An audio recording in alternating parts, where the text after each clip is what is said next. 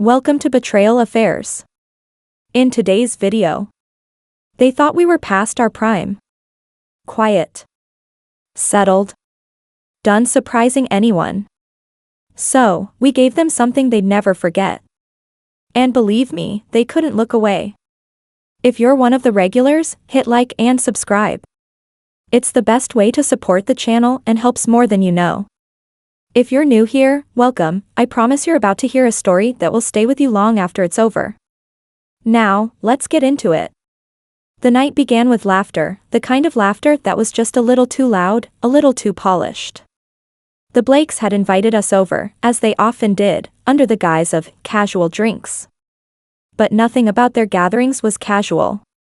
Their home was a stage, and every dinner, every glass of wine, every word spoken was part of a performance they wanted their audience, us, to admire. Mrs. Blake lounged on her couch like a queen holding court, one hand draped across the armrest, a dramatic sigh spilling from her lips. "It's exhausting," she declared, swirling the deep red liquid in her wine glass with exaggerated grace. "Every night, like we're competing for some medal." Her husband chuckled, eyes glinting over the rim of his drink. "What can I say? Some of us are still in our prime." Their laughter overlapped, too rehearsed to feel genuine. It wasn't an inside joke shared between them. It was a dagger thrown in our direction. I sat across the room, next to my husband Tom. He was the quiet one, the steady anchor in any storm. His stillness had always been my refuge, but I felt the subtle shift in him when Mrs. Blake's words lingered in the air. She lifted her glass toward us with a smirk that was anything but friendly. "At least you two don't have to worry about all that anymore, right?" I tilted my head, giving nothing away. She pressed on, savoring every word. "I mean, you've put in your time. Now you get to relax. Enjoy the quieter side of life.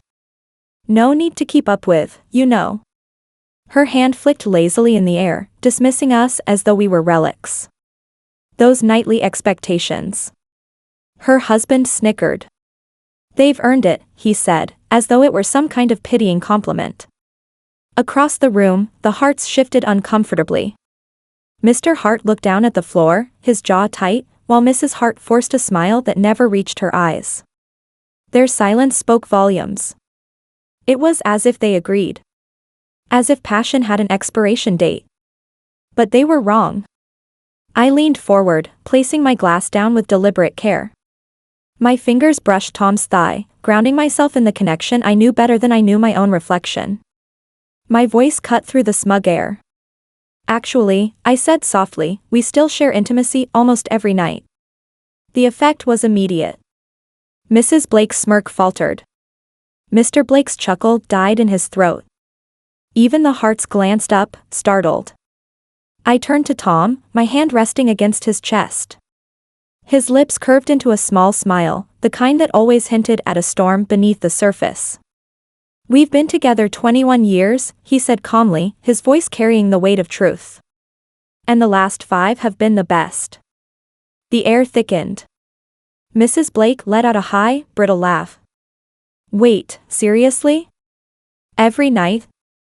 She let her gaze flick over me, then to Tom. "I mean, you look amazing, but there's no way he's keeping up with that." I let the silence stretch before I answered. My smile was steady. "You'd be surprised what he's capable of." Tom leaned forward, locking eyes with Mr. Blake. "She makes it easy to keep up." Mr. Blake gave a nervous half laugh, his confidence slipping. "Well, I'd have to see it to believe it." The words weren't meant seriously, but they landed with a weight no one could ignore. The room fell into silence. That silence stretched far beyond the moment. It lingered as the evening went on, shaping the atmosphere in ways no one wanted to admit. Every glance carried new meaning, every laugh was tinged with discomfort. But beneath it all, something deeper was unraveling. The history we carried Tom and I hadn't always been this way. 21 years of marriage doesn't just happen. It's built, through storms survived, through choices made in silence, through nights when one of you wants to walk away and the other holds on just tight enough to keep you both standing. I remembered the early years, nights of stolen kisses in tiny apartments, mornings spent rushing to work with laughter still clinging to our clothes. We built a life brick by brick, sacrifice by sacrifice. And yes, there were years when things got hard, when distance crept in and silence stretched too long between us. But something shifted 5 years ago. We had nearly lost each other. Not to betrayal, but to neglect. We had stopped seeing each other clearly, stopped appreciating the fire that had once brought us together. And when we realized how close we had come to breaking, we chose differently. We chose to rebuild, not with the reckless passion of youth, but with the deliberate devotion of two people who refused to give up. That's what Mrs. Blake didn't understand. That's what none of them understood. Passion doesn't fade with time. It deepens. It sharpens. It becomes something worth fighting for. Cracks in the room as the night wore on, I began to notice the small tells. Mrs. Hart's hand trembled slightly when she lifted her glass. Mr. Hart avoided her gaze, his eyes flicking toward the Blakes more often than his own wife. Mrs. Blake couldn't sit still. Her leg crossed, uncrossed, crossed again. She refilled her glass before it was empty. Her laugh was too loud, her words too pointed. And Mr. Blake, he was watching us. Not casually, not politely, but with the kind of attention that suggested he was searching for answers. It struck me then, our marriage, our connection, wasn't just being questioned. It was being envied. Because what they had, these couples who prided themselves on appearances, on surface-level performances, was hollow. And the hollowness was starting to show. The tension escalated. What started as a casual evening became something else entirely. Mrs. Hart finally broke the silence, her voice trembling but laced with something bitter. I can't remember the last time we looked at each other like that, she whispered, almost to herself. Mr. Hart's jaw clenched. His hand tightened around his glass. He didn't argue. He didn't deny it. Mrs. Blake scoffed, trying to mask her discomfort. Well, that's just marriage, isn't it? Things change. You adjust. But her voice cracked just enough to betray her. And Mr. Blake? He leaned forward, studying Tom and me with an intensity that made my skin prickle. That's when I realized the truth. It wasn't that they doubted us. It was that they doubted themselves. Our love, our unshakable connection, was a mirror they couldn't bear to look into. Because it showed them everything they'd lost. Everything they secretly longed for. Everything they were too afraid to admit. The turning point the evening ended awkwardly, the kind of ending where no one knew what to say. We left their house with polite goodbyes and smiles that didn't reach our eyes. But the impact didn't end there. Over the following weeks, cracks deepened in both of their marriages. Whispers reached us through mutual friends.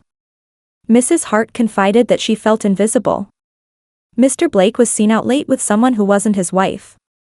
Mrs. Blake started drinking more heavily at gatherings, her sharp tongue cutting deeper than ever. And through it all, Tom and I remained steady. Not perfect. Not untouched by temptation or doubt. But steady. Because when you choose each other, truly choose each other, no amount of envy or judgment can shake what you've built. The final revelation months later, Mrs. Blake cornered me at another gathering. Her voice was low, her eyes glassy with too much wine. How do you do it? She asked, her tone stripped of its usual sharpness. How do you keep it alive after all these years? I looked at her, at the woman who had once mocked us, who had once dismissed us as past our prime. And I told her the truth. You stop treating love like a performance, I said softly. And you start treating it like a choice. Every single day. Her eyes filled with something I couldn't quite name. Regret. Longing. Maybe both. She nodded, but I knew the answer wasn't what she wanted to hear. Because the truth is simple. But it isn't easy. Epilogue. Tom and I walked home that night hand in hand, the silence between us comfortable, full. We didn't need an audience. We didn't need to prove anything. Because we knew. We weren't past our prime. We were just getting started. So let me ask you, if someone challenged you to prove your passion in front of others, would you rise to the occasion, Or would you keep your fire private, knowing the only audience that matters is the one who shares your heart? Share your thoughts in the comments below.